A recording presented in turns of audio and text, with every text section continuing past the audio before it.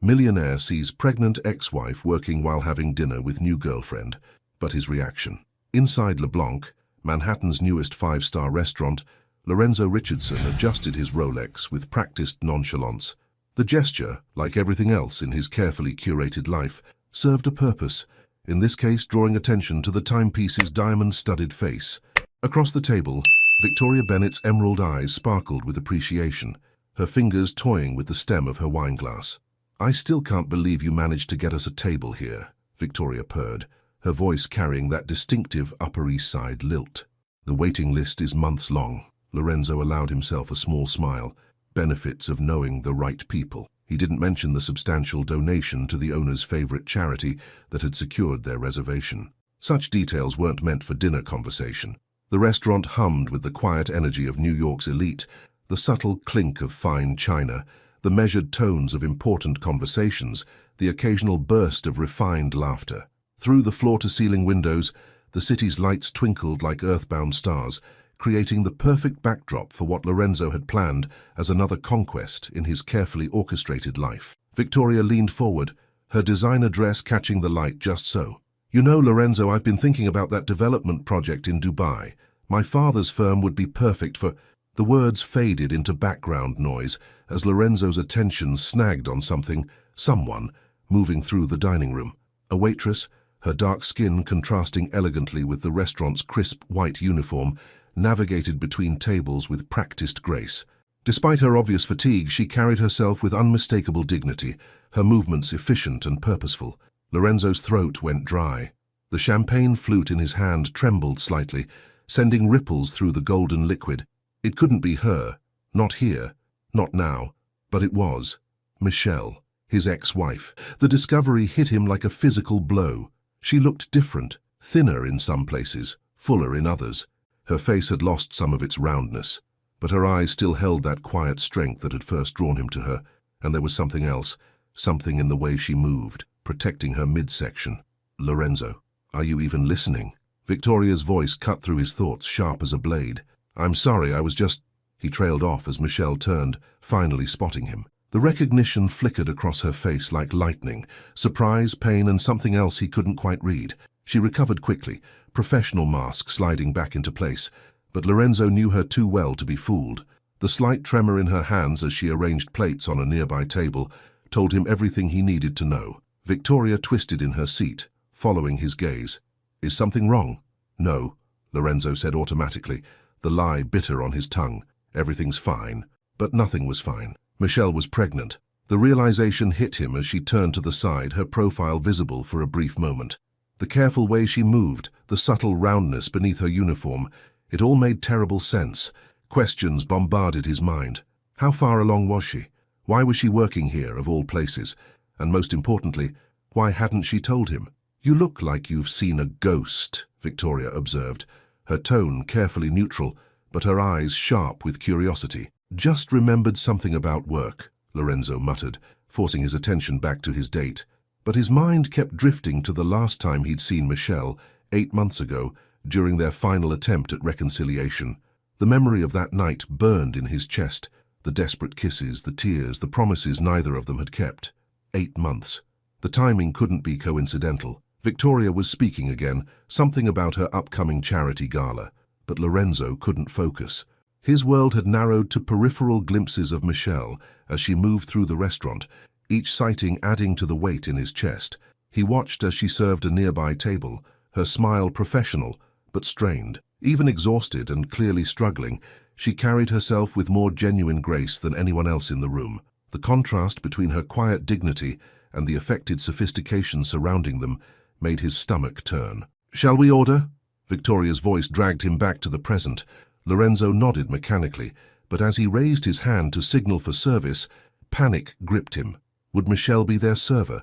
What would he say to her? What could he say? A different waitress approached their table, and Lorenzo felt both relieved and disappointed. He ordered without really seeing the menu, his mind spinning with possibilities and regrets. "You seem distracted tonight," Victoria noted, reaching across the table to touch his hand. Her fingers were cool and perfectly manicured, adorned with rings that probably cost more than Michelle made in a month. The thought made him withdraw his hand. earning a raised eyebrow from Victoria. "I apologize," he said, forcing himself to focus. "It's been a long week." Victoria launched into a story about her recent trip to Paris, but Lorenzo's attention kept drifting to the glimpses of Michelle he caught between tables. Each time he saw her, the carefully constructed walls of his current life seemed to crack a little more. He remembered their last real conversation, the night everything fell apart. Michelle had accused him of caring more about appearances than substance, of letting his fears about what others might think poison what they had built together. He'd denied it then, defensive and proud, but watching her now, working herself to exhaustion while carrying what could only be his child, he realized she had been right. The evening stretched on like a bowstring pulled too tight. Lorenzo went through the motions of dinner, laughing at appropriate moments, making the right responses, but his mind was elsewhere. He found himself calculating Michelle's tips based on the tables she served, wondering if she had health insurance, if she was getting proper prenatal care. When the bill came, he added a generous tip, knowing Michelle wouldn't be the one to receive it, but unable to stop himself from the gesture. Victoria noticed the amount and smiled approvingly, misreading it as another display of wealth rather than the guilt-ridden compensation it was. As they stood to leave, Lorenzo caught one final glimpse of Michelle. She was standing near the kitchen, one hand pressed against her lower back, exhaustion evident in every line of her body. The sight stopped him in his tracks. "Lorenzo," Victoria called from near the coat check. "Are you coming?" He turned toward Victoria, toward the life he'd chosen. The familiar world of wealth and influence where everything was manageable because nothing was real. Then he looked back at Michelle, who represented everything he'd run from. Genuine emotion, real consequences, true connection. "Yes," he said, but the word felt hollow. As he helped Victoria with her coat, Lorenzo knew with crushing certainty that his carefully ordered world had just been irreversibly shaken. The question was, what was he going to do about it? Outside, the November wind whipped between the buildings, carrying the promise of winter. Victoria pressed close to him, seeking warmth, but Lorenzo felt cold in a way no physical contact could remedy.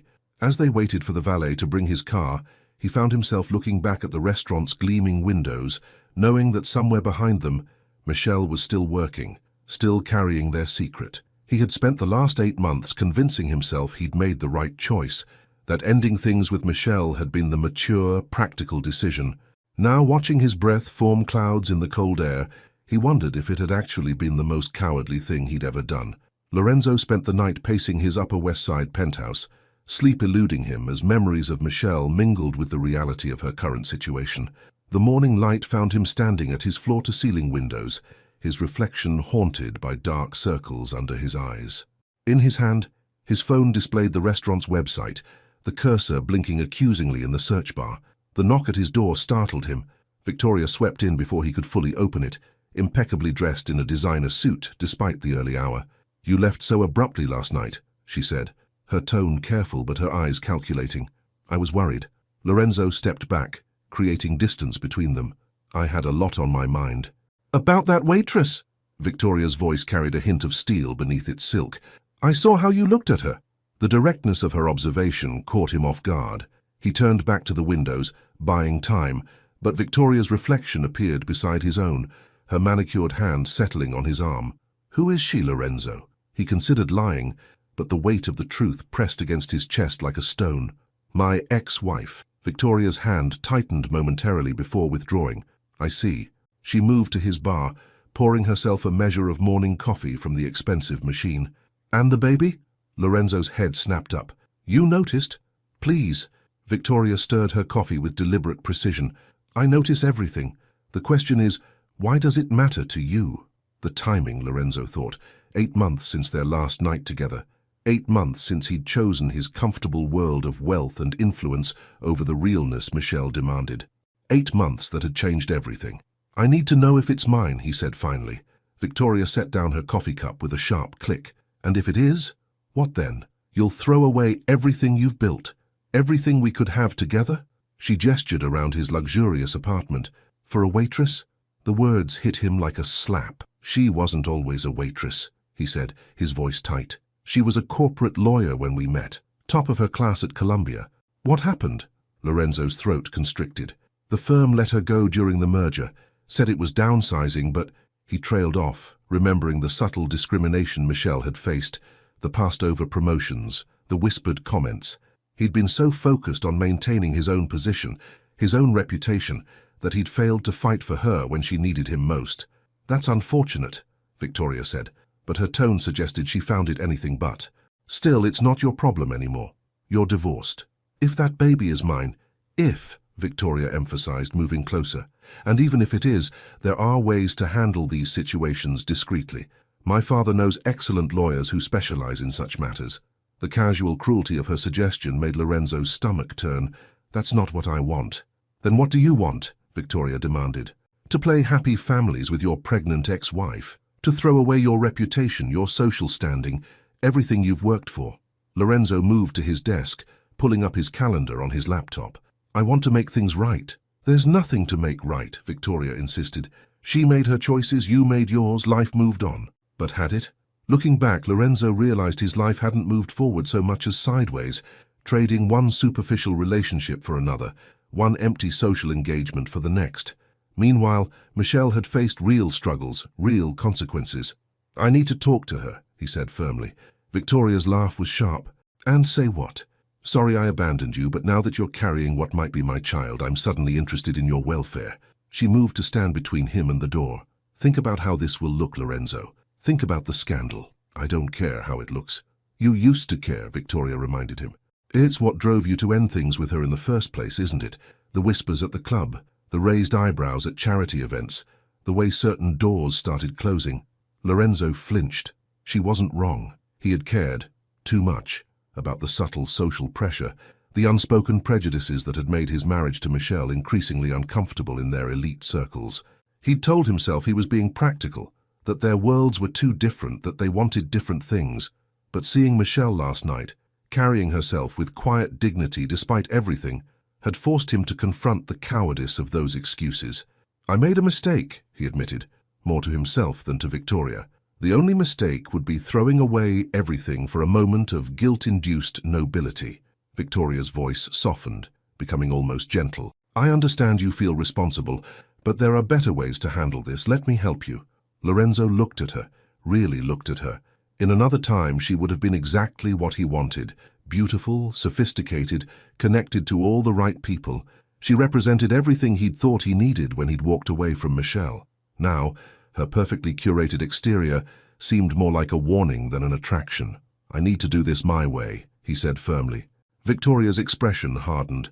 "Be careful, Lorenzo. You're not the only one with connections in this city." She gathered her purse, moving toward the door. "That restaurant job of hers. It would be a shame if something happened to it." The threat, barely veiled, hung in the air between them. Lorenzo felt his hands clench into fists. "Don't," he warned. "Don't what?" Victoria's smile was perfectly pleasant. "I'm just concerned about your reputation. After all, what would people think if they knew you were involving yourself with a waitress, especially given the circumstances?" After she left, Lorenzo stood in his silent apartment, her words echoing in his head. 8 months ago, that kind of social pressure would have been enough to make him back down. Now it only strengthened his resolve. He picked up his phone, dialing a familiar number. "James, I need you to look into something for me. Le Blanc Restaurant. I want to know everything. Who owns it? Who makes the hiring decisions? Everything." He paused, glancing at a photo on his desk he hadn't been able to bring himself to remove. Himself and Michelle on their wedding day, both laughing at something now forgotten. "And I need you to set up an account, anonymous. Make sure Michelle Watson's medical bills are covered, retroactive to 8 months ago." It wasn't enough, not nearly enough, but it was a start. He had 8 months of cowardice to make up for, and this time he wouldn't let fear of scandal or social pressure stop him from doing what was right. As he ended the call, his phone buzzed with a text from Victoria. "Think carefully about your next move. Some decisions can't be undone." Lorenzo deleted the message without responding. For the first time in 8 months, he was thinking clearly. The question wasn't whether he could undo his past decisions. He couldn't. The question was whether he had the courage to make better ones now. He opened his laptop again, pulling up his company's records. Somewhere in the merger documents was the truth about what had happened to Michelle at her firm. He had ignored it at the time, too focused on protecting his own interests. Now he had the resources and the motivation to uncover what had really happened. The sun climbed higher over Manhattan, casting long shadows across his desk. Lorenzo settled into work, knowing that before he could face Michelle, he needed to understand exactly what his silence had cost her. Only then could he begin to make things right. Michelle's tiny studio apartment in Queens felt especially cramped that morning as she struggled to get ready for her doctor's appointment. Her uniform from LeBlanc hung pressed and ready for her evening shift, a reminder of how far she'd fallen from her corner office at Richardson & Klein Law. The irony wasn't lost on her. She used to handle million-dollar corporate mergers, and now she could barely afford her prenatal vitamins. But pride was a luxury she couldn't afford anymore, not with another life depending on her. Her phone buzzed again, the fifth notification that morning about a mysterious deposit into her account. The amount would have covered all her medical bills with enough left over for 6 months' rent. She knew exactly who it was from. Lorenzo's guilt had always been expensive. Not this time, she muttered, already drafting another email to the bank to reject the transfer. The baby kicked, as if protesting her decision. Michelle placed a hand on her swollen belly, feeling the movement beneath her palm. "We don't need his money, little one. We've made it this far on our own." The subway ride to her doctor's office was uncomfortable, the morning rush leaving no seats available. Michelle gripped the overhead bar, trying to ignore the sympathetic glances from other passengers. A teenager finally offered his seat, and she accepted with a grateful smile, her back aching from last night's double shift. Dr. Patricia Chen's office was a welcome respite from the November chill. The receptionist looked up as Michelle entered, her expression unusually bright. "Mrs. Watson, your bills have been taken care of, all of them, including the next 3 visits." Michelle's heart sank. "By whom?" "The payment was processed through a health advocacy group." The receptionist beamed. "You're very fortunate." Fortunate. The word tasted bitter. Michelle knew there was no advocacy group, just Lorenzo, trying to sweep in and fix everything with his money, just like he always had. It was his way of maintaining control, of keeping things neat and manageable. In the examination room, Dr. Chen reviewed her vitals with growing concern. "Your blood pressure is elevated, Michelle. And you're still working those long shifts?" "I don't have a choice," Michelle replied, thinking of the bills piling up on her kitchen counter. "Actually," Dr. Chen said carefully, "I received a call from your insurance company. Your coverage has been retroactively upgraded to include disability leave. You could stop working today if you wanted to." Michelle closed her eyes, fighting back tears of frustration. Lorenzo's fingerprints were everywhere, suffocating her with unwanted help. "I'll think about it," she lied. The baby's heartbeat filled the room strong and steady. Michelle watched the ultrasound screen, marveling at the tiny face that appeared to have Lorenzo's nose. She'd kept every printout from every visit, though she told herself it was just for medical records. Leaving the clinic, Michelle's phone lit up with a number she didn't recognize. Her finger hovered over the decline button, but something made her answer. "Michelle Watson speaking." "Mrs. Watson, this is James Peterson, Mr. Richardson's attorney." Her grip tightened on the phone. "I have nothing to say to Lorenzo or his lawyers." "This isn't about Mr. Richardson," James said smoothly. "I'm calling about your wrongful termination from Richardson & Klein Law." Michelle stopped walking. "What?" "We've uncovered some concerning emails regarding your dismissal during the merger. There appears to have been significant discrimination involved. We'd like to discuss your options for legal recourse." The old Michelle, the lawyer Michelle, recognized the strategy immediately. "Let me guess," she said, her voice steady despite her racing heart. "Lorenzo found these emails." "Mrs. Watson, tell Lorenzo to stop. The health insurance, the bank transfers, and now this. I don't need his guilt money or his delayed justice." "This isn't about guilt," James insisted. "This is about—" Michelle ended the call, but her hands were shaking. 8 months ago, when she'd lost her job, Lorenzo had been conspicuously silent. He'd watched her fight the dismissal alone, had stood by as she'd been systematically pushed out of their social circle. Now he wanted to play the hero? Her phone buzzed with a text from her manager at LeBlanc. "Take the night off, with pay. Orders from above." That was the final straw. Michelle changed direction, heading toward the Upper West Side. It was time to end this. The doorman at Lorenzo's building recognized her. Of course he did, she'd lived there once, and let her up without calling ahead. The elevator ride to the penthouse gave her time to compose herself, to push down the hurt and anger that threatened to overwhelm her. Lorenzo opened the door on her first knock as if he'd been waiting. He looked different, tired, less polished than usual. His expression when he saw her was a mixture of hope and fear that made her heart ache despite everything. "Stop it," she said before he could speak. "Stop the payments, stop the insurance, stop having your lawyer call me, just stop." Michelle, no. She stepped into his apartment, memories washing over her. Sunday mornings reading the paper together, quiet dinners on the terrace.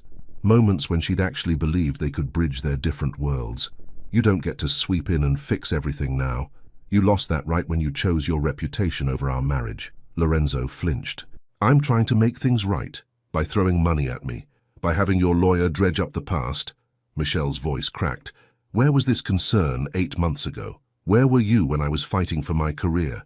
When your friends were whispering about how you'd finally come to your senses about me?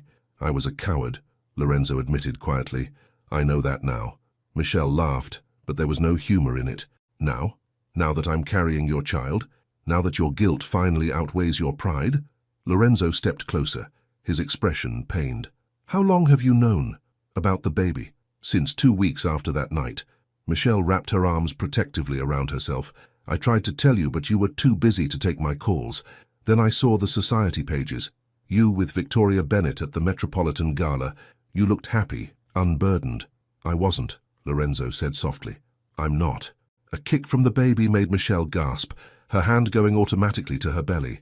Lorenzo moved as if to touch her, then stopped himself, his hand hanging awkwardly in the air between them. It's a boy, Michelle said, watching Lorenzo's face transform with wonder. Due in January, and he's fine, healthy, no thanks to your recent interference. Let me help, Lorenzo pleaded. Not with money, not with lawyers. Just let me be there, for both of you. Michelle stepped back, creating distance between them. Why? Because your new girlfriend saw me at the restaurant. Because now you have to acknowledge what you've been avoiding for months. Because it's the right thing to do. The right thing? Michelle's voice rose. The right thing would have been standing by me when I needed you. The right thing would have been facing our challenges together, instead of running away to your safe, wealthy white world, where everything is perfect and controlled. Lorenzo's face fell. Michelle, please. No. She moved toward the door, her dignity the only thing keeping her upright. I don't need your guilt, Lorenzo. I don't need your money or your lawyers or your delayed attempts at doing the right thing. What I needed was my husband, and you chose not to be that. She left him standing in his perfect apartment, surrounded by all the things he'd chosen over their marriage. In the elevator, she finally let the tears fall, one hand pressed against her belly, where their son moved restlessly. It's okay, she whispered, though she wasn't sure if she was talking to the baby or herself. We're okay on our own. We have to be.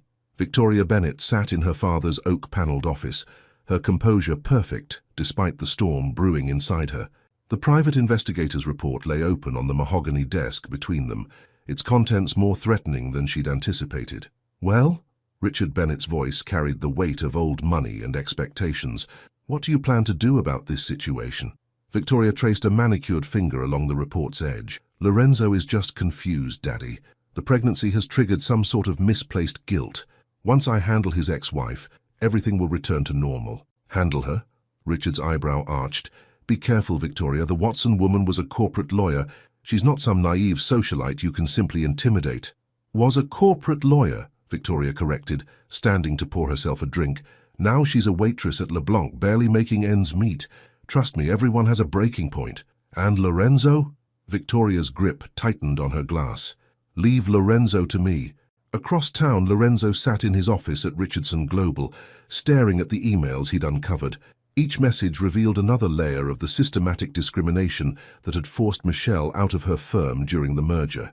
Names he knew, people he'd considered friends, had orchestrated her downfall with surgical precision. His intercom buzzed. Mr. Richardson, Miss Bennett is here to see you. Lorenzo exhaled slowly. Send her in.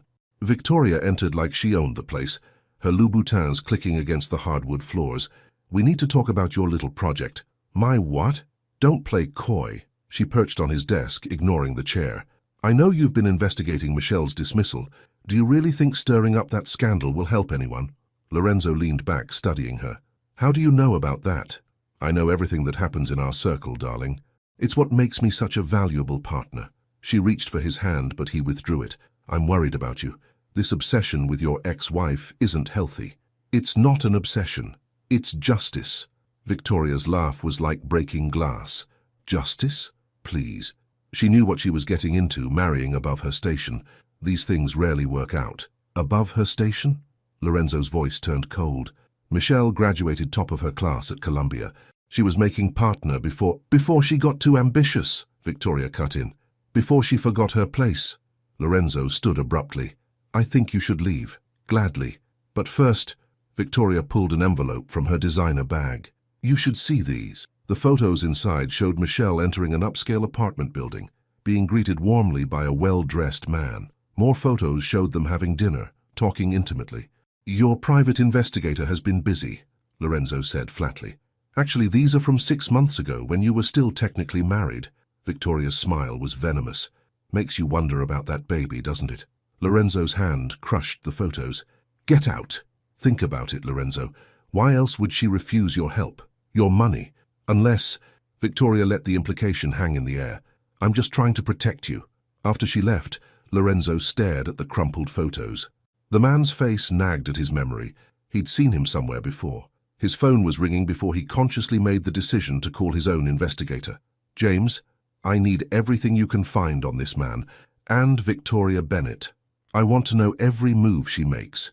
Across the city, Michelle's day was unraveling. She arrived at LeBlanc to find her manager, Robert, waiting with an uncomfortable expression. Michelle, we need to talk about some complaints. Complaints? She'd never received a single complaint in her 8 months working there. Several high-profile customers have raised concerns about...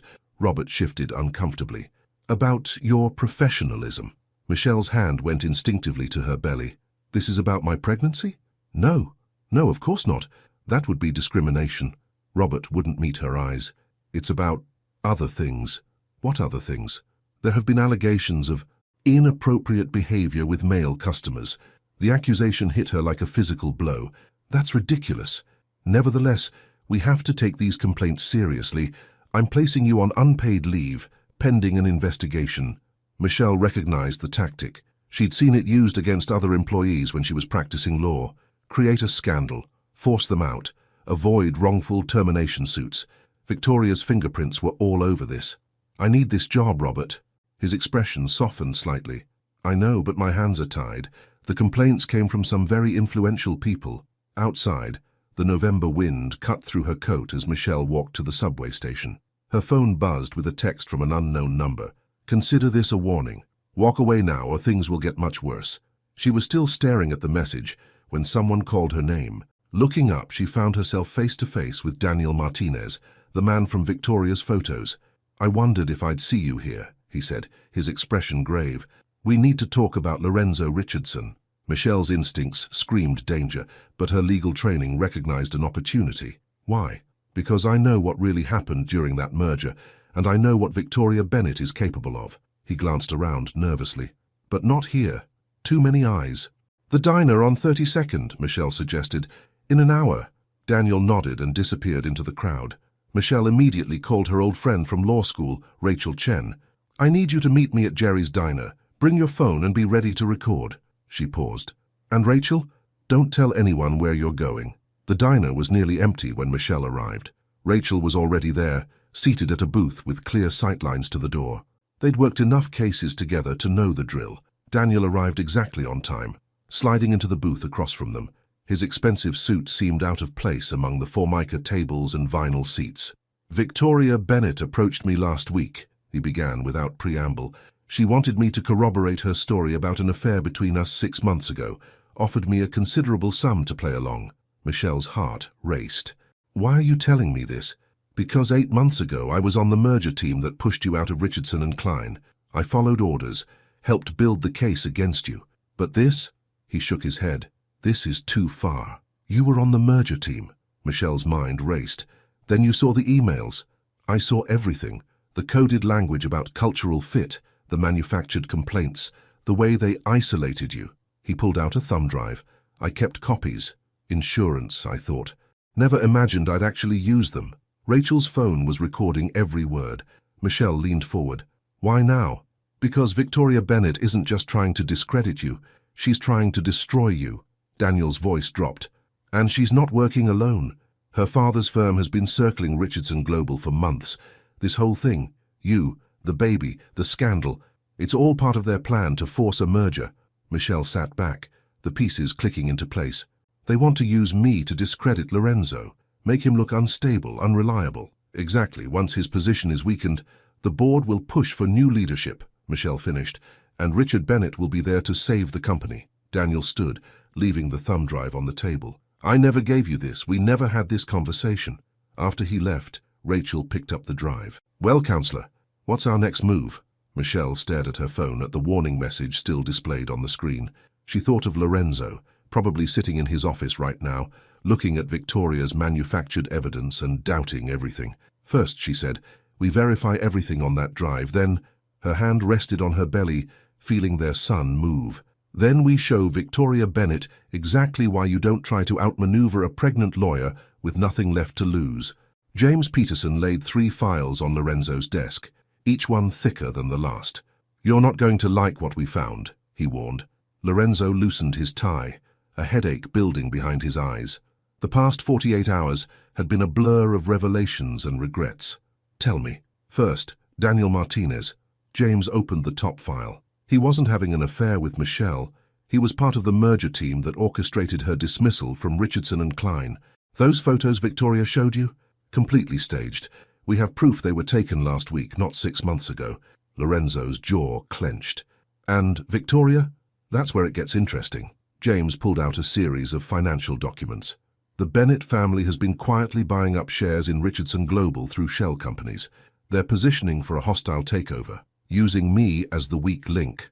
Lorenzo finished, the pieces falling into place. Victoria's been playing me from the start. There's more. James hesitated. We found evidence that Richard Bennett was behind Michelle's dismissal from Richardson and Klein. The whole thing was orchestrated to isolate you, make you more susceptible to Victoria's influence. Lorenzo stood, anger coursing through him. All those months he'd spent doubting Michelle, questioning their relationship, when the whole thing had been an elaborate manipulation. Does Michelle know any of this? Actually, James shifted uncomfortably. She might know more than we do. Our sources say she's been building a case. She still has friends in the legal community, and they've been gathering evidence. Of course she had. Even without resources, even pregnant and working as a waitress, Michelle was still the most capable person he knew. While he'd been wallowing in guilt and self-pity, she'd been fighting back. Sir? His assistant's voice came through the intercom. Ms. Bennett is here to see you.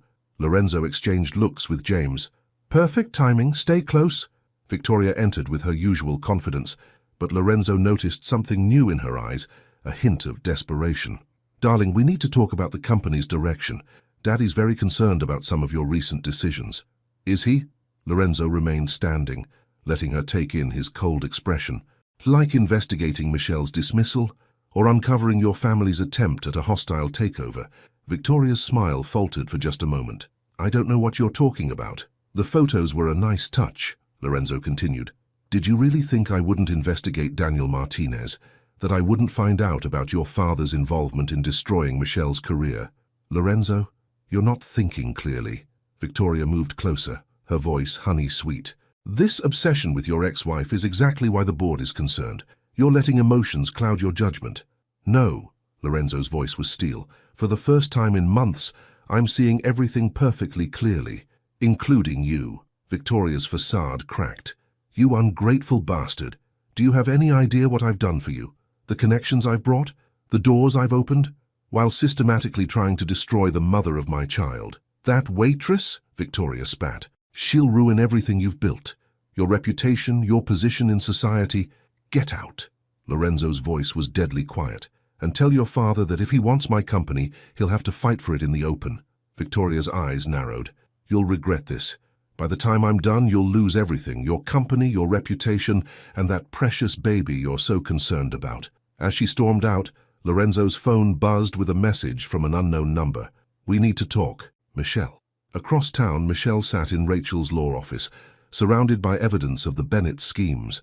Her back ached from hours of reviewing documents, but she couldn't stop now, not when they were so close to exposing everything. The board meeting is tomorrow, Rachel reminded her. If we're going to move, it has to be now. Michelle nodded, one hand resting on her belly. The baby had been active all day, as if sensing the tension. Do we have enough? More than enough. Rachel gestured to the evidence spread across her desk. Emails proving the discrimination, financial records showing the shell companies, witness statements about Victoria's attempts at character assassination. The Bennetts aren't just facing civil suits. There could be criminal charges. They'll try to bury it, Michelle warned. They have too many connections, too much influence. Not this time. Rachel's grin was fierce. Because this time we have something they don't expect. Lorenzo's cooperation. Michelle's phone lit up with Lorenzo's response. Name the time and place. They met at a small coffee shop in Brooklyn, far from their usual haunts. Lorenzo arrived first, and Michelle felt a flutter in her chest when she saw him, not from lingering attraction, but from the recognition of how much had changed. He looked different somehow, more genuine without his usual polish. "Thank you for coming," she said, lowering herself carefully into the chair across from him. "Michelle, He started, but she held up a hand. "Let me go first." She pulled out a thumb drive. "This contains everything we've gathered on the Bennetts, their manipulation of the merger, the systematic discrimination, Victoria's recent schemes. They're trying to take your company, Lorenzo." "I know." He met her eyes. "James showed me the evidence this morning." "But that's not why you called me here, is it?" Michelle took a deep breath. "No, I called because despite everything, I don't want to see your company destroyed.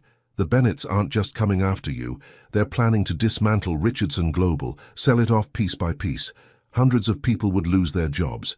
You still care about the company. I care about justice." Michelle's voice was firm. "What they did to me was wrong, but it's bigger than that now. They've done this to others, destroyed lives and careers for profit. Someone needs to stop them." Lorenzo leaned forward. "We need to stop them. Together." The word hung between them, heavy with meaning. Michelle studied his face, looking for any trace of the man who had abandoned her 8 months ago. Instead, she saw something new: determination, regret, and a fierce desire to make things right. "The board meeting tomorrow," she said finally. "They're planning to force a vote of no confidence in your leadership. But if we present our evidence first, we can turn the tables." Lorenzo nodded. "But Michelle, you should know. Going public with this could get ugly. Victoria's already threatened. I'm not afraid of Victoria Bennett." Michelle's hand went to her belly as their son kicked. "I'm done being afraid." Lorenzo's eyes followed her movement. How is he?" Michelle's expression softened slightly. "Active, strong, like he's ready for a fight. Just like his mother." The words were quiet, tinged with admiration and regret. "Lorenzo," Michelle met his gaze steadily, "if we do this, we do it as allies, nothing more.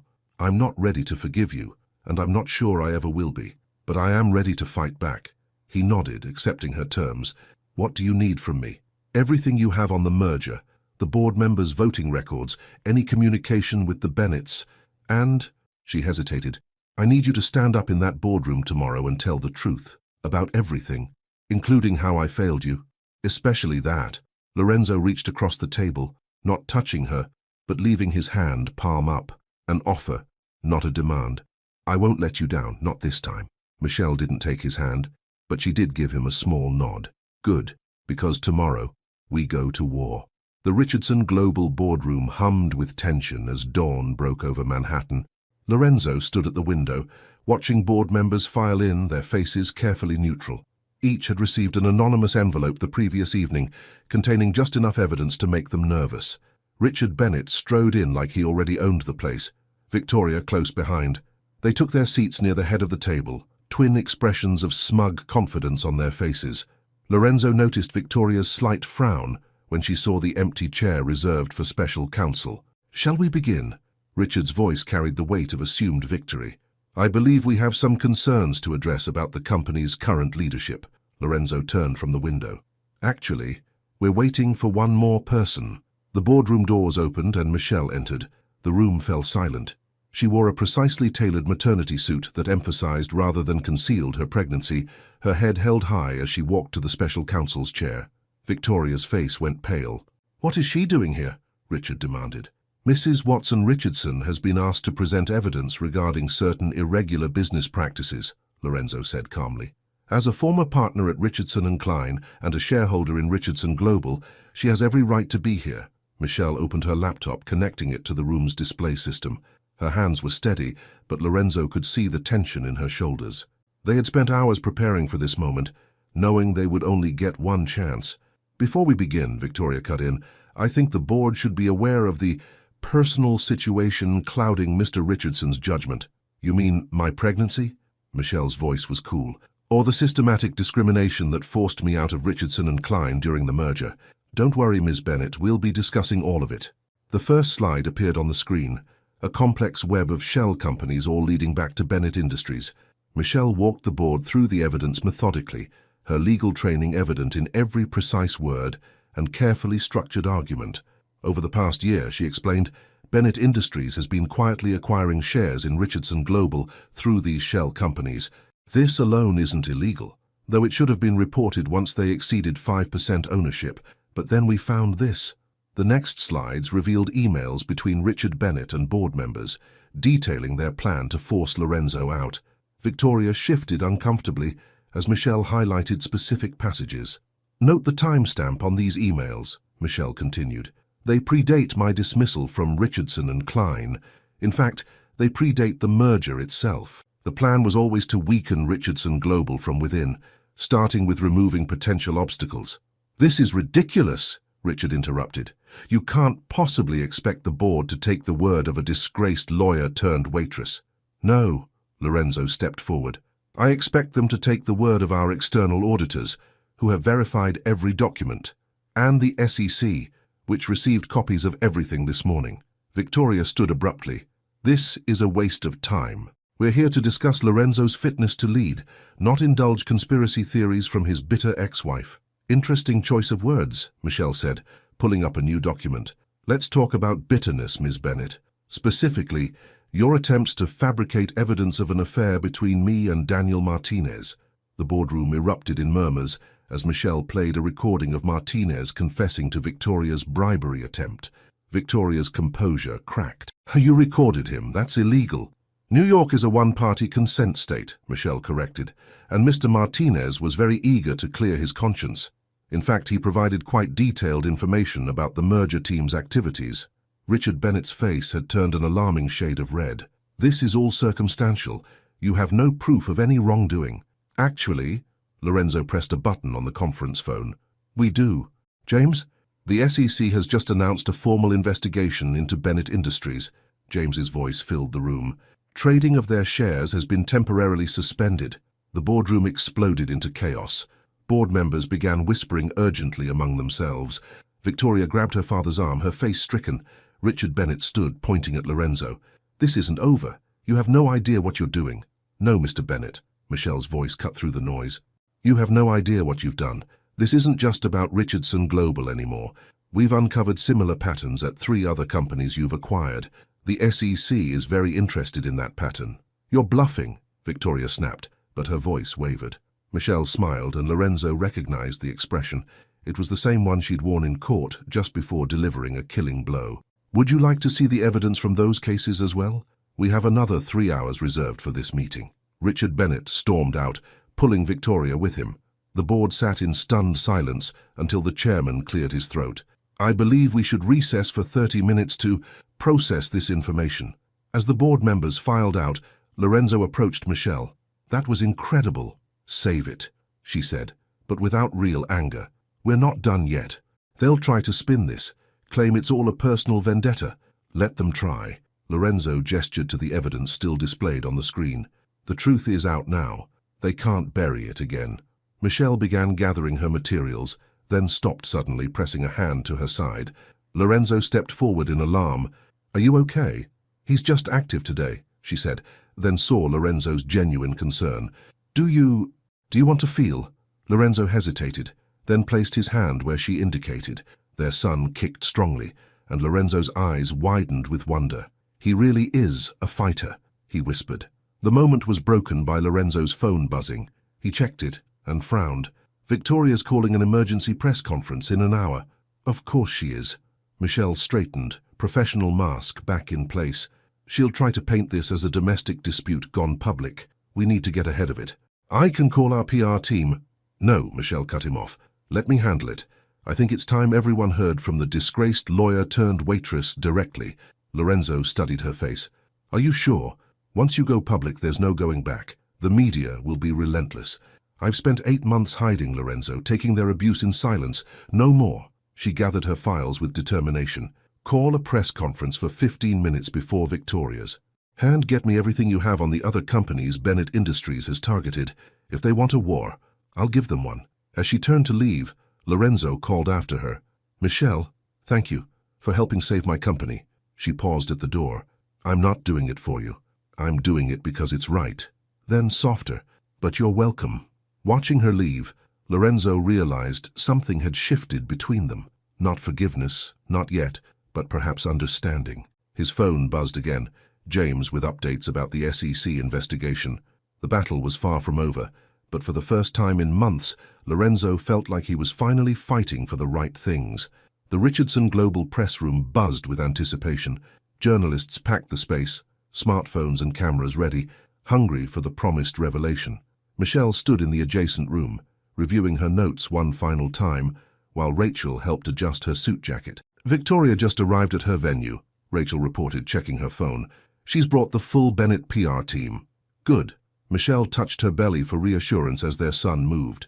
Let her waste time setting up the perfect image. We're going for substance. Lorenzo entered, his tie slightly askew from rushing. The SEC has officially announced their investigation. It's hitting the news now. Perfect timing. Michelle checked her watch. Ready to play your part? He nodded, though concern lined his face. Are you sure about this? The media can be brutal, especially with a pregnant black woman taking on one of New York's most powerful families. Michelle's smile was sharp. That's exactly why we need to do this. The Bennetts have controlled the narrative long enough. The buzz in the press room increased as Lorenzo stepped up to the podium. Cameras flashed as he adjusted the microphone. Thank you all for coming on such short notice. Recent events have raised questions about Richardson Global's leadership and future. Rather than let rumors and speculation spread, we believe in addressing these matters directly. He paused, making eye contact with key reporters. To that end, I'd like to introduce someone who can speak to these issues with unique insight and authority, Michelle Watson Richardson. The room erupted in whispers as Michelle walked to the podium. She could hear the rapid-fire clicks of cameras, see the recognition dawn on faces as reporters connected her name to the society pages from a year ago, the pregnant ex-wife, now standing shoulder to shoulder with her former husband. Good morning, she began, her voice clear and steady. My name is Michelle Watson Richardson. Until 8 months ago, I was a partner at Richardson & Klein Law, specializing in corporate governance and securities law. Today I stand before you not just as Lorenzo Richardson's ex-wife, but as a witness to and victim of corporate manipulation, discrimination, and fraud. She laid out the evidence methodically, watching the reporter's expressions shift from skepticism to shock. The shell companies, the coordinated discrimination, Victoria's attempts at character assassination, the larger pattern of Bennett Industries' predatory practices. This isn't just about my dismissal or Richardson Global, she emphasized. This is about a systematic abuse of power that has affected multiple companies, destroyed countless careers, and hurt ordinary investors. The documents being distributed now show similar patterns at 3 other firms targeted by Bennett Industries. A reporter's hand shot up. Ms. Watson Richardson, are you suggesting that your pregnancy influenced these events? No, Michelle replied firmly. I'm stating that Bennett Industries used my pregnancy as one of many tools in their attempt to destabilize Richardson Global. They assumed that a pregnant black woman would be an easy target, that I would stay quiet, accept their discrimination, and fade away. They were wrong. Another reporter called out, Mr. Richardson, when did you become aware of these allegations? Lorenzo stepped forward. I became fully aware recently, and I take full responsibility for my failure to recognize and stop these practices sooner. My personal bias and fear of scandal made me complicit in the discrimination against my own wife. It's a failure I intend to rectify, starting with full cooperation with the SEC investigation. Across town, Victoria Bennett watched the press conference on a monitor, her face growing paler with each revelation. Her carefully planned counter-narrative was crumbling before she could even present it. Do something, she hissed at their PR team. Like what? Her chief strategist demanded. They have documentation, witnesses, SEC backing. If we go out there now with denial and character assassination, we'll look desperate. Back at Richardson Global, Michelle fielded questions with precision, never letting the reporters drift from the core issues. When one asked about her current job at LeBlanc, she turned it into a powerful moment. Yes, I'm currently working as a waitress, not because I'm unqualified for corporate law, but because systematic discrimination made it impossible for me to continue in my field. My story is not unique. The documents before you show dozens of similar cases, qualified professionals pushed out to facilitate Bennett Industries' takeover attempts. A veteran reporter stood, Mrs. Watson Richardson, sources say you rejected multiple settlement offers from both Richardson Global and Bennett Industries. Why come forward now? Michelle's hand rested on her belly as she answered, because some things are more important than money. Justice, truth, the example we set for the next generation. She met Lorenzo's eyes briefly, and because sometimes doing what's right means facing your fears and speaking truth to power. The questions continued for another 30 minutes. Through it all, Michelle remained poised, turning each potential attack into an opportunity to reinforce their message. When she finally stepped away from the podium, the room erupted in more questions, but she was done. She had accomplished what she came to do. In the private room, Rachel was grinning at her phone. Victoria just cancelled her press conference. Officially, she's reviewing the serious allegations and will respond appropriately through legal channels. Of course she is, Michelle said, finally allowing herself to sink into a chair. The baby was particularly active, as if celebrating their victory. She knows anything she says now will only make things worse. Lorenzo entered, closing the door on the clamoring press. That was incredible. You were incredible. Don't, Michelle warned. This isn't about us. I know. He ran a hand through his hair, a gesture she remembered from their marriage, his tell when he was struggling with emotion. But watching you out there, seeing your strength, I was an idiot, Michelle, a coward. Yes, you were. She met his gaze steadily. But that's not what matters now. What matters is what we do next. The board wants to meet again, he reported. They're talking about creating an ethics committee with real oversight power. They want you to head it. Michelle raised an eyebrow. As a waitress? As a lawyer? A partner, if you want it. He held up a hand as she started to protest. Not because of our history or the baby or even today's press conference, because you're the best person for the job. Because you've proven you'll fight for what's right, no matter the personal cost. Before she could respond, her phone buzzed with a news alert. The stock price of Bennett Industries was plummeting. Richard Bennett was stepping down as CEO pending the SEC investigation. Victoria had been seen leaving their offices with a security escort. It's starting, Rachel said softly. The fall of the House of Bennett. Michelle felt no satisfaction, only a weary determination. The real work starts now. Other companies, other victims will come forward. The Bennett's entire empire will be under scrutiny. And you'll be at the center of it, Lorenzo noted. The media won't let this go. They'll dig into everything. Our marriage, the divorce, the baby. Let them. Michelle stood, gathering her strength. I'm done hiding. Done being afraid. Done letting powerful people hurt others because we're too scared to stand up. She touched her belly, feeling their son move. I want him to grow up in a world where justice matters more than privilege. Where doing what's right isn't just a slogan, but a reality. Rachel touched her arm. You need rest. Today was intense. The doctor's appointment, Lorenzo remembered suddenly. You were supposed to have a checkup this afternoon. Michelle blinked, surprised he'd remembered. I rescheduled for tomorrow. Let me drive you, he offered. Please, after everything today, just let me do this one thing. She studied him for a long moment, seeing not the polished executive or the apologetic ex-husband, but simply a man trying to do better. Okay, she said finally, but just the drive. I'm not ready for more. He nodded, accepting her terms. As they left the building, reporters called out questions, cameras flashed, but Michelle kept her head high. She had spoken her truth, fought her battle. Whatever came next, she would face it with the same strength and dignity that had brought her this far. Victoria Bennett sat in her father's darkened study, a glass of untouched scotch before her, watching the financial news dissect their empire's collapse. Richard Bennett had fled to their house in the Hamptons, leaving her to weather the storm alone. The reporter's voice droned on about stock prices and investor confidence, but Victoria focused on the image they kept showing. Michelle at the podium, powerful and pregnant, destroying everything Victoria had worked for. Her phone buzzed, another message from their lawyers advising silence and cooperation. Victoria deleted it without reading. They didn't understand. This wasn't just about money or power anymore. This was personal. Across town, Michelle's small apartment felt especially cramped with Rachel and Lorenzo both present. Papers spread across every surface as they prepared for the next phase of the investigation. The SEC wants your testimony first thing Monday, Rachel said, sorting through documents.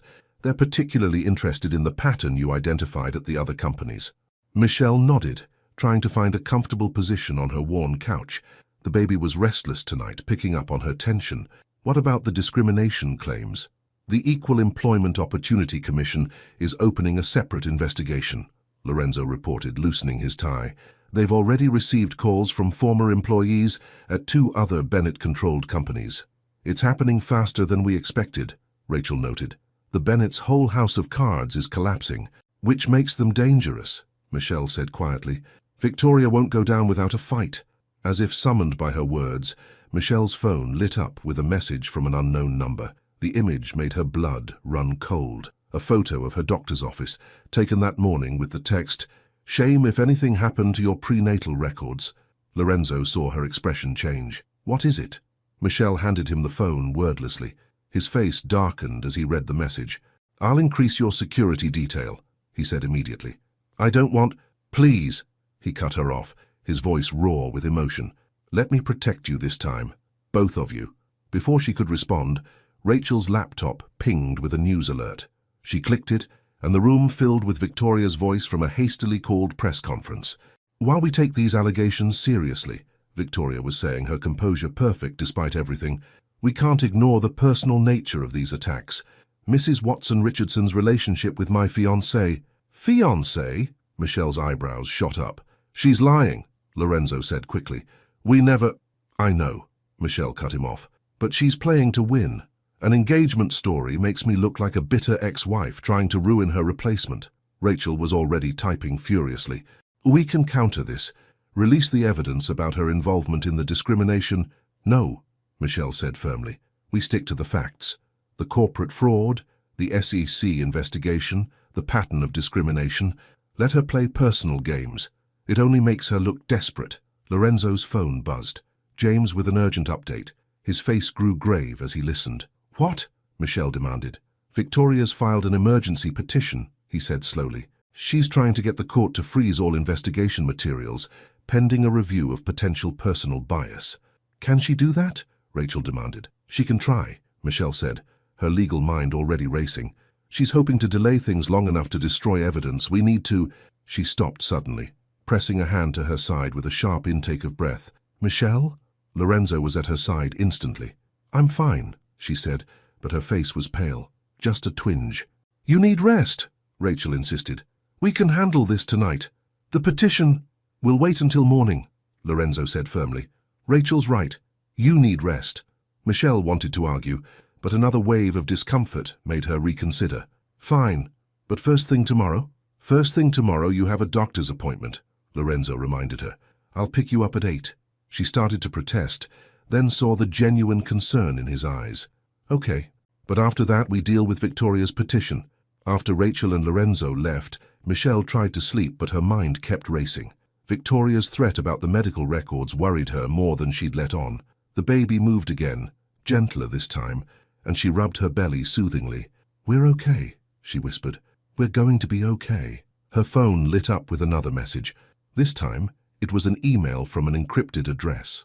The attachment showed financial records, transfers from Bennett Industries to someone at her doctor's office.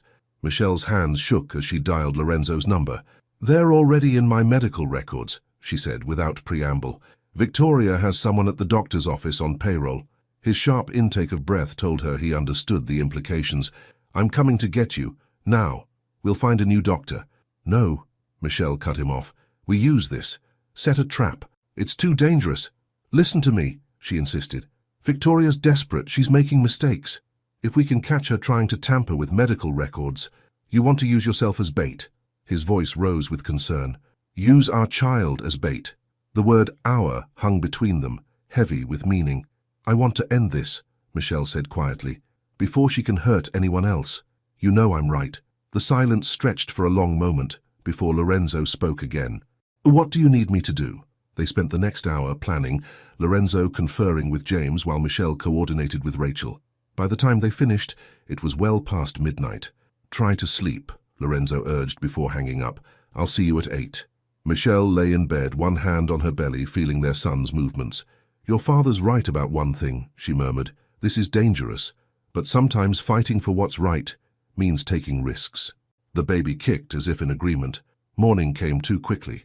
Michelle dressed carefully, selecting a suit that projected both professionalism and vulnerability. She wasn't surprised to find Lorenzo waiting outside her building at 7:45, looking like he hadn't slept either. "Ready?" he asked as she got into his car. She nodded, checking her phone one last time. Rachel had everything in place at her end. James had coordinated with hospital security. Now they just had to spring the trap. "Michelle," Lorenzo said as they drove, "if anything feels wrong, anything at all, we pull the plug. Promise me." She studied his profile, seeing the tension in his jaw, the worry in his eyes. "I promise." They pulled into the hospital parking garage just as another message arrived from the encrypted address. "Hope your appointment goes well.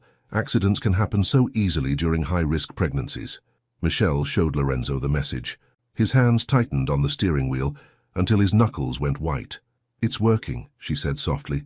"She's getting sloppy, desperate. I still don't like using you as bait." "I'm not bait," Michelle corrected him. "I'm the hunter. Victoria just doesn't know it yet." As they walked toward the hospital entrance, Michelle spotted a familiar face pretending to read a newspaper. James, positioned exactly where they'd planned. 2 more security team members were inside, dressed as hospital staff. "Ready?" Lorenzo asked one final time. Michelle straightened her shoulders, head high. "Let's go catch a snake." The hospital corridor felt unnaturally quiet as Michelle followed the nurse, actually one of James's security team, toward the examination room. Lorenzo waited in the reception area, maintaining their carefully crafted appearance of distance. Everything had been meticulously planned, but Michelle's heart still raced as she watched the trap begin to unfold. The fake nurse, Lisa, made a show of checking Michelle's blood pressure. "It's a bit elevated," she said, loud enough for the real medical assistant passing by to hear. "I'm not surprised," Michelle replied, following the script. "It's been a stressful week." Lisa left her alone in the examination room, door slightly ajar, an invitation to anyone watching. Through her earpiece, disguised as a hearing aid, Michelle could hear James's team coordinating their positions. "Target spotted," a voice whispered. "Victoria Bennett just entered through the staff entrance. She's with someone from the records department." Michelle forced herself to remain still, though her instinct was to move, to act. The baby kicked, perhaps sensing her tension. "Approaching your floor now," another voice reported. "Stand by." Footsteps in the hallway, voices murmuring. Michelle pulled out her phone, pretending to be absorbed in emails while her hidden camera recorded everything. The door opened wider, and a hospital employee Michelle didn't recognize entered, looking nervous. "Mrs. Watson Richardson, we need to update some insurance information." "Of course," Michelle said pleasantly, noting how the woman's hand shook as she clutched a tablet. "I just need your signature." "Stop!" The command came from the doorway, where Lorenzo now stood, his face tight with controlled anger. "Step away from her." The woman froze. Behind Lorenzo, James appeared with 2 uniformed police officers. Down the hall, Michelle could hear Victoria's voice rising in protest as more officers approached her. "Mrs. Cole," James addressed the hospital employee, "would you like to explain why you were about to present Mrs. Watson Richardson with falsified medical documents? Documents that would have incorrectly labeled her pregnancy as dangerously high risk?" The woman's face crumpled. "Ms. Bennett said she promised to pay off your gambling debts," James finished. "We know, we have the transfer records. Everything happened quickly after that." Mrs. Cole broke down crying, confessing everything. Victoria's shouts echoed through the corridor as she was led away in handcuffs, her threats now tinged with hysteria. "You think this changes anything?" Victoria spat as she passed Michelle's door. "You're nothing. You'll always be nothing." Michelle stepped into the doorway, one hand protectively on her belly. "No, Victoria, I'm just getting started." After the police left with Victoria and Mrs. Cole, after James's team swept the hospital for any other compromised employees, after all the statements had been taken, Michelle finally allowed herself to sink into a chair, exhaustion washing over her. "The doctor's on her way," Lorenzo said softly. "A real one this time. James vetted her personally." Michelle nodded, still processing how close they'd come to disaster. If they hadn't uncovered Victoria's plan, if the falsified records had been entered into the system. "Stop," Lorenzo said, reading her expression. "We caught them. You're safe. Both of you are safe." The baby kicked again, harder this time. Michelle winced. "What's wrong?" Lorenzo's voice sharpened with concern. "He's just active today, probably picking up on all the excitement." But even as she said it, Michelle felt something different, a tightening sensation that didn't feel quite right. The new doctor, Dr. Wilson, arrived before Lorenzo could press further. Her examination was thorough and professional. but her expression grew increasingly concerned as she reviewed the monitor readings. "Mrs. Watson-Richardson," she said finally, "you're experiencing early contractions. Not labor yet, but your body is under significant stress. I'm admitting you for observation." "No," Michelle started to protest. "I have to be in court tomorrow for the emergency hearing." "The only place you have to be is in a hospital bed," Dr. Wilson said firmly. "Your blood pressure is dangerously high, and these contractions could progress to preterm labor if we don't get them under control." Lorenzo stepped forward. "I'll handle the hearing. Rachel can present the new evidence about Victoria's attempt to falsify medical records. You focus on staying healthy." Michelle wanted to argue, but another contraction, she could no longer deny that's what they were, made her grab the examination table's edge. The monitor's beeping increased rapidly. "That's it," Dr. Wilson decided. "We're moving you to maternity now, no arguments." Everything became a blur of activity. Nurses appeared with a wheelchair. Forms were signed. Through it all, Lorenzo stayed close, his face etched with worry. In the private room, after she'd been hooked up to monitors and given medication to stop the contractions, Michelle finally allowed herself to face the fear she'd been suppressing. "This is my fault," she said quietly. "I pushed too hard, took too many risks." "No."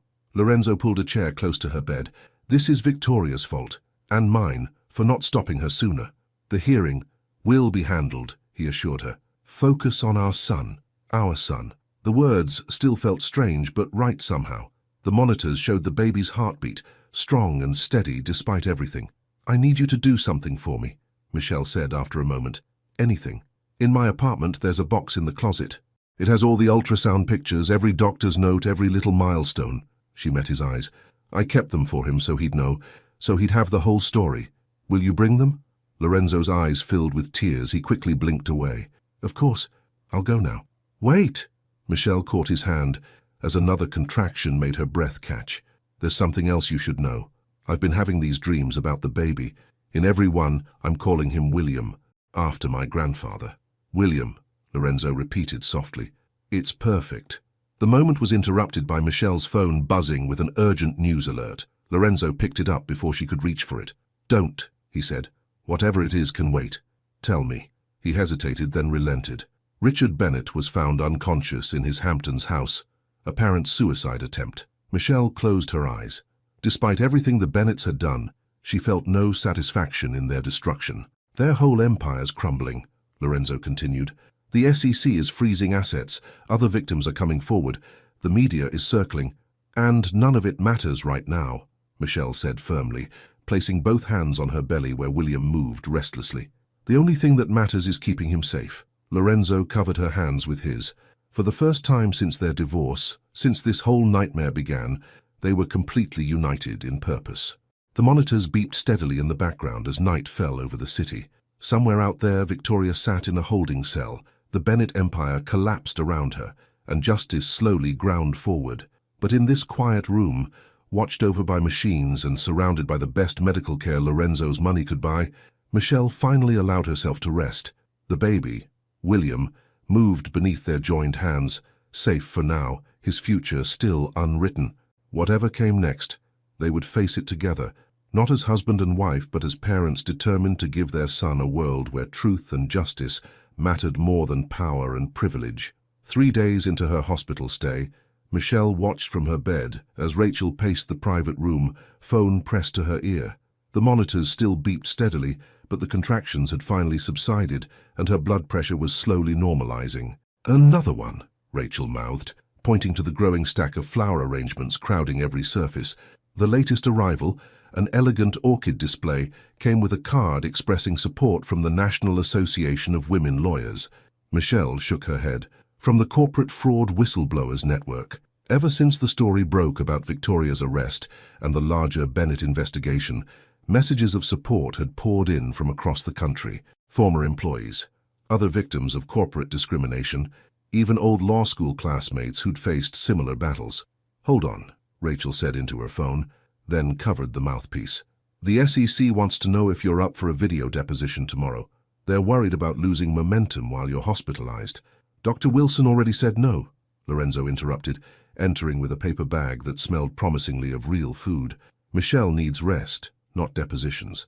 "I can handle a video call," Michelle protested even as she eyed the bag hopefully. The doctor was very clear, Lorenzo insisted, unpacking what appeared to be homemade soup. No work until your blood pressure stabilizes. Rachel ended her call with a satisfied smile. Actually, we might not need that deposition after all. 3 more Bennett Industries executives just came forward with evidence. Seems Victoria's arrest sparked a race to cooperate. Rats fleeing the sinking ship, Lorenzo commented, helping Michelle adjust her pillows so she could eat comfortably. Speaking of Victoria, Michelle said between careful spoonfuls of soup, any update on the criminal charges? The DA is pushing for maximum penalties on all counts, Rachel reported. Attempted medical fraud, conspiracy, witness tampering. They're even looking at RICO charges for the broader corporate fraud scheme. And Richard Bennett.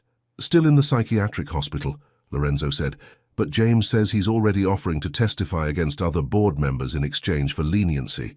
Michelle set down her spoon, suddenly less hungry. He'd turn on his own daughter. Like father, like daughter, Rachel said grimly. Victoria's lawyers already reached out about a potential plea deal. She's willing to provide evidence about other companies they targeted. The baby kicked, and Michelle rubbed her belly soothingly.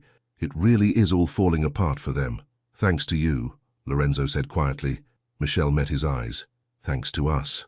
The moment was interrupted by a knock at the door. Dr. Wilson entered, reviewing charts on her tablet. Well, she said, looking up with a smile, your latest numbers are encouraging. If they stay stable, we might be able to send you home tomorrow. Really? Michelle straightened hopefully. With conditions, the doctor emphasized. Strict bed rest, regular home monitoring, and absolutely no work for at least 2 weeks. 2 weeks! Michelle and Rachel exclaimed simultaneously. Would you prefer to stay here instead? Dr. Wilson's tone brooked no argument. Your son needs you to rest, Mrs. Watson Richardson. Everything else can wait. After the doctor left, Rachel gathered her files. I'll handle the SEC and coordinate with the prosecutors. You focus on staying healthy. Once they were alone, Lorenzo cleared away the lunch remains, then settled into what had become his regular chair by Michelle's bed. We need to talk about what happens when you're released, he said carefully. Michelle tensed. I can manage. Your apartment is a 4th-floor walk-up, he cut in. No elevator, no doorman, no security. And after everything that's happened, I'm not moving in with you, Lorenzo. I know. He ran a hand through his hair, a nervous gesture she remembered from their marriage. But I have a brownstone in Brooklyn Heights, 4 bedrooms, private garden, full security system. It was meant to be a renovation project, but I bought it 8 months ago, right after everything. Some part of me couldn't let go of the future we'd planned. A home, a family. He met her eyes. It's yours if you want it. No strings attached. Just a safe place for you and William. Michelle looked away, fighting unexpected tears. Damn hormones. I can't accept. You can, he insisted. Think of it as back rent for all the months I should have been supporting you and our son. Or think of it as an investment in William's future.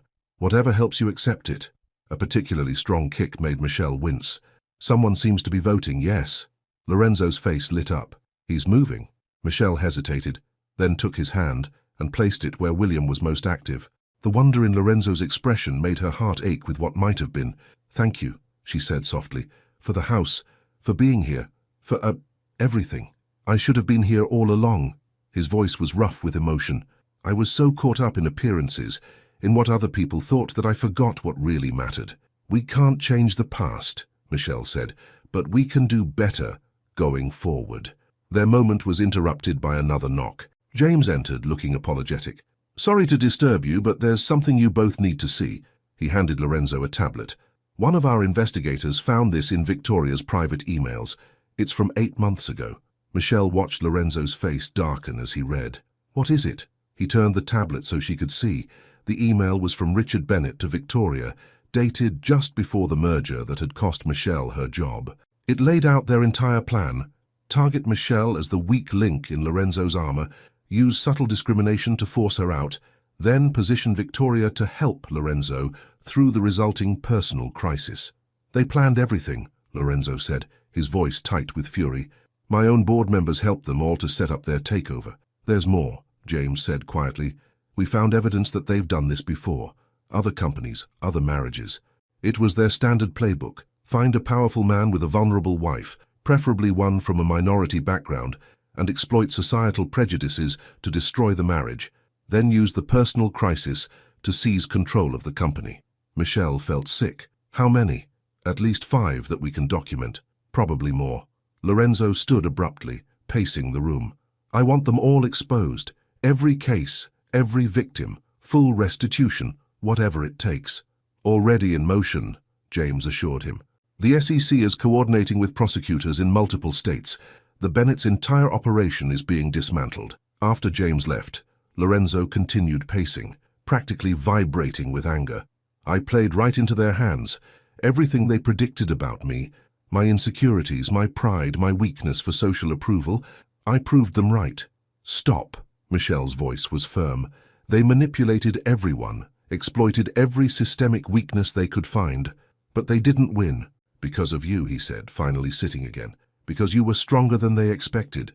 Stronger than I was. Because we finally worked together, she corrected. And that's what we need to keep doing, for William's sake. As if on cue, the baby kicked again. Lorenzo managed a small smile, reaching for her belly. You're right, he said softly. No more letting pride or fear dictate our choices. From now on, we do what's right for our son. Michelle covered his hand with hers. Starting with accepting that house? His smile widened. Starting with accepting that house. Outside the hospital window, the November sun was setting over Manhattan. Somewhere out there, Victoria sat in a cell while her father plotted in a psychiatric ward, their empire crumbling around them. But here in this quiet room, watched over by steady monitors and surrounded by flowers from well-wishers, a new future was taking shape. Not the one they'd originally planned, but perhaps something equally meaningful, a partnership forged in adversity, focused on justice and the welfare of their son. The Brooklyn Heights brownstone stood before Michelle like a promise, its restored facade warm in the December sunshine. Lorenzo helped her up the front steps, his hand steady at her elbow while movers carried boxes from the truck. After a week of bed rest at home, this was her first real outing, and even these few steps left her breathless. Ready? Lorenzo asked, key poised at the lock. Michelle nodded, one hand resting on her now prominent belly. William moved restlessly, as if sensing the significance of the moment. The door swung open to reveal gleaming hardwood floors and sun-filled spaces. Everything had been meticulously prepared, furniture arranged, kitchen stocked, security system activated. But what caught Michelle's attention was the nursery on the second floor. I hope you don't mind, Lorenzo said as she stood in the doorway, taking in the sage-green walls and carefully chosen furniture. I had it prepared while you were in the hospital. Michelle moved slowly into the room, touching the soft blankets, the tiny clothes arranged in the dresser. You did all this? Rachel helped, he admitted.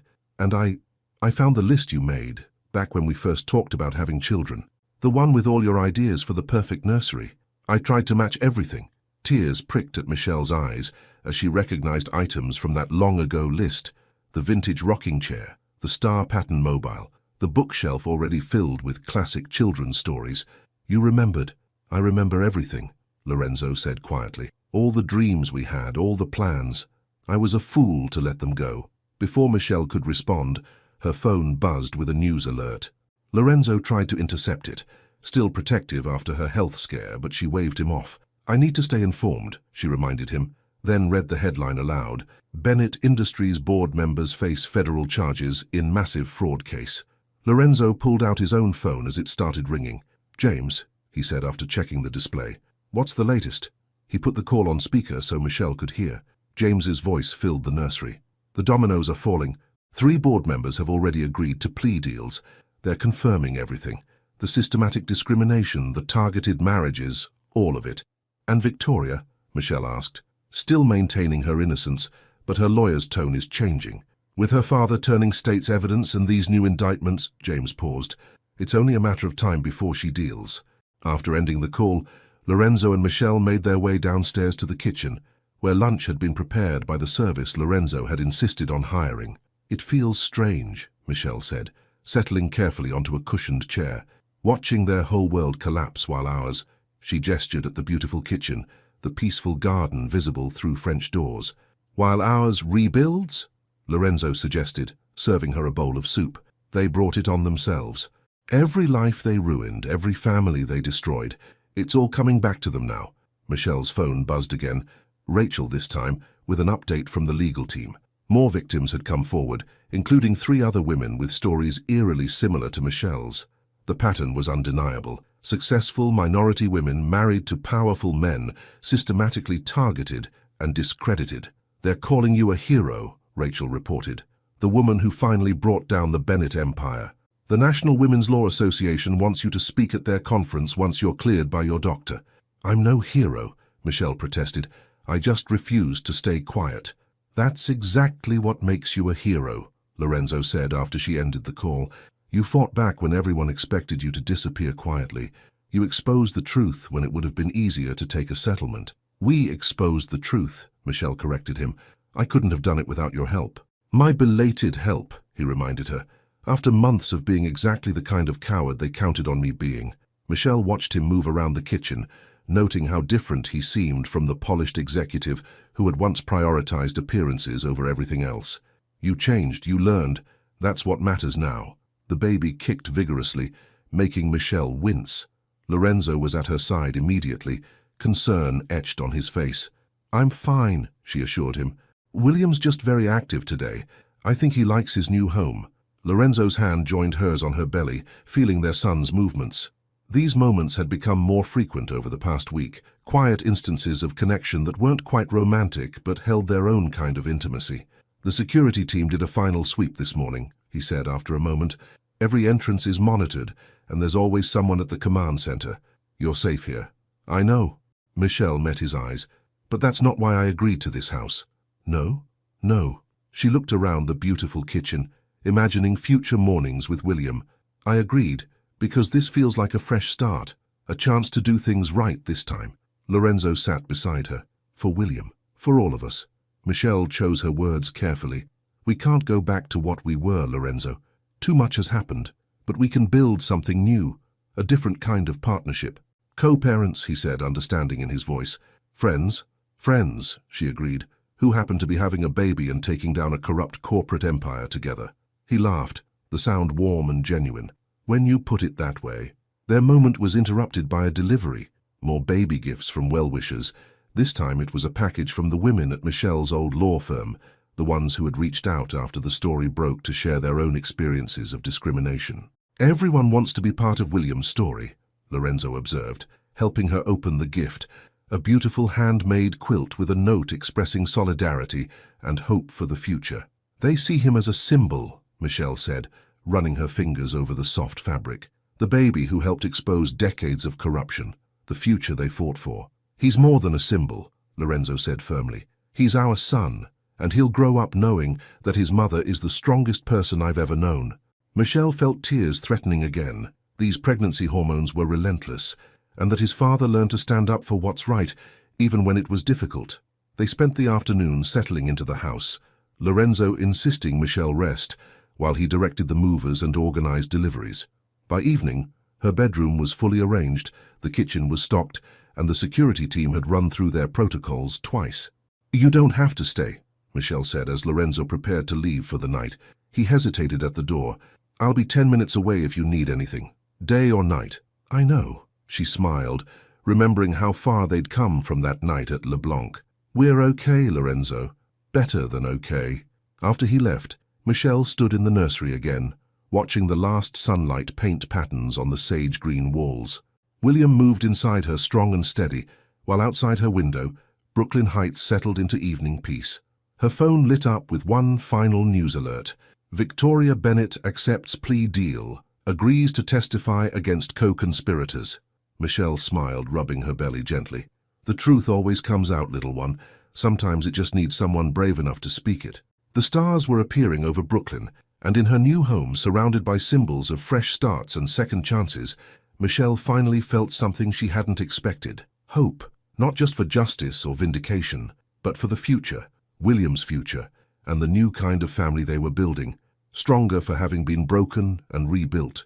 On a crisp January morning, as snow dusted Brooklyn Heights in white, William Marcus Watson Richardson made his entrance into the world. The delivery room at Mount Sinai buzzed with controlled urgency as Michelle's labor progressed faster than expected, her body finally ready after weeks of careful monitoring. Lorenzo hadn't left her side for 18 hours, letting her crush his hand through contractions, feeding her ice chips and watching in awe as their son emerged with a powerful cry that filled the room. 7 pounds, 6 ounces of perfect health, with Michelle's determination and Lorenzo's nose, just as she'd predicted months ago. "He's beautiful," Lorenzo whispered, cradling William while Michelle rested. "Absolutely perfect." Through her exhaustion, Michelle smiled. "He knows what he wants," she observed as William latched on for his first feeding, already showing that Watson stubbornness. The moment was interrupted by a soft knock. Rachel peeked in, her face lighting up at the sight of the baby. "Special delivery," she said, holding up a tablet. "I know you said no work, but you might want to see this." The screen showed a news report. Victoria Bennett had just been sentenced. 8 years in federal prison, plus millions in restitution to her victims. Richard Bennett, still in poor health, had received house arrest and massive fines. The Bennett empire was officially defunct. "Justice delivered on the same day as William," Rachel said softly. "Feels right somehow." Michelle looked down at her son, peaceful now after feeding. A new beginning. As if to emphasize the point, her phone buzzed with messages from the other women they'd helped, the ones who'd come forward after Michelle exposed the Bennett's pattern of discrimination. Photos of flowers, congratulations, and promises to support William's college fund poured in. "You've started a movement," Lorenzo observed, reading over her shoulder. "The SEC's new corporate accountability guidelines are being called the Watson-Richardson rules." "We started a movement," Michelle corrected him. "None of this would have happened if you hadn't chosen to fight beside me." Lorenzo's eyes were suspiciously bright as he watched William sleep in Michelle's arms. "I almost lost this," he said quietly. "Almost let my pride and fear cost me everything that matters." "But you didn't," Michelle reminded him. "When it really counted, you chose what was right." The next few days passed in a blur of visitors, nurses, and quiet moments of family bonding. The hospital suite filled with flowers and gifts, including a particularly touching delivery. A handmade mobile from the women at LeBlanc, where Michelle's journey of resistance had begun. On the day they were cleared to go home, Lorenzo insisted on driving at exactly 5 miles per hour below the speed limit, much to Michelle's amusement. William slept peacefully in his car seat, unaware of his father's newfound overcautiousness. The brownstone welcomed them with warm lights and the scent of fresh flowers. Lorenzo's mother had flown in to help, and Michelle's sister had stocked the kitchen with homemade meals. The nursery, so carefully prepared months ago, now felt truly complete with William in his crib. That evening, after the visitors had gone and William was fed, Michelle sat in the vintage rocking chair while Lorenzo prepared bottles for the night ahead. "I received an interesting offer today," she said, watching him move confidently through tasks that would have terrified him a few months ago. "From the Women's Law Association?" "No, from Richardson Global's board." Michelle shifted William to her shoulder, patting gently. "They want me to head up a new division focused on corporate ethics and accountability, full partner status, flexible hours, and a mandate to implement real change." Lorenzo paused in his preparations. "What do you think?" "I think," Michelle chose her words carefully, "I think it's time to rebuild something stronger on the ruins of what was broken, not just for us or William, but for everyone who needs someone to fight for them." "The board's serious about change," Lorenzo added. "After everything that happened with the Bennetts, they understand the need for real oversight. Your experience, your integrity, it's exactly what the company needs." William made a small sound in his sleep, and both parents instinctively quieted. After a moment, Michelle spoke again. "There's something else," she said softly.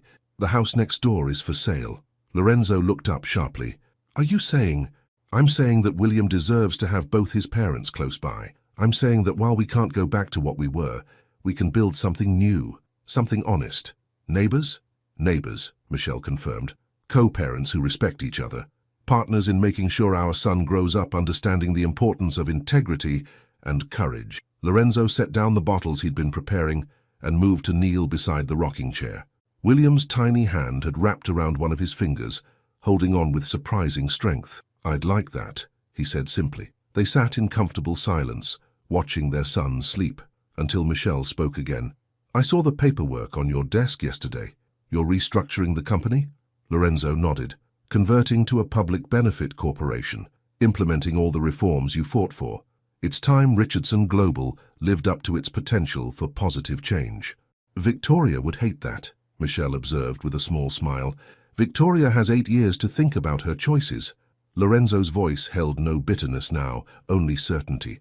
We have a lifetime to show William what real success looks like. As if recognizing his name, William stirred, opening eyes that somehow held both their shades of brown. Michelle adjusted him gently, and Lorenzo reached to help without being asked, a small gesture that spoke volumes about how far they'd come. Outside, snow continued to fall on Brooklyn Heights, covering the world in clean white possibility. Inside, surrounded by the warmth of their carefully rebuilt life, a family that had been broken by pride and prejudice found its way to something stronger, a partnership built on truth, justice, and the kind of love that puts others first. William would grow up knowing this story, not just the headlines about corporate fraud and discrimination, but the deeper truth about redemption and second chances.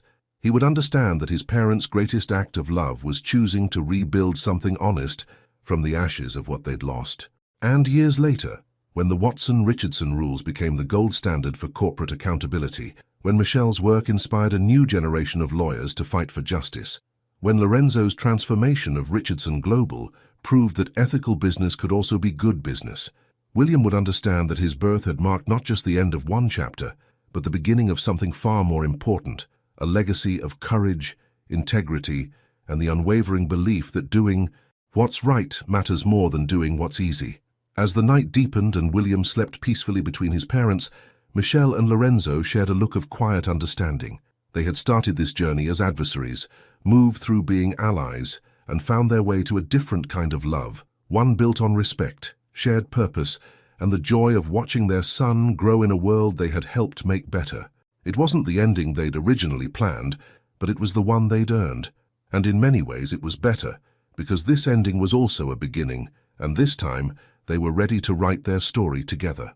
After following Michelle and Lorenzo's powerful journey, reflect, if you were in Michelle's shoes, would you be able to forgive Lorenzo and build a new kind of relationship focused on co-parenting? Or would the wounds of abandonment and prejudice be too deep to allow any kind of reconciliation? Consider how pride, prejudice, and social pressure can destroy relationships, but also how the courage to face up to past mistakes can create something new and stronger. Michelle chose a path of strength and dignity, allowing Lorenzo to redeem himself not as a husband, but as a father and ally. Your participation in the channel is very important. Please leave your opinion in the comments. Thank you so much for watching until the end. If you enjoyed this story, don't forget to subscribe to the channel, leave a like, and comment your thoughts. Your participation is very important to us. See you next time.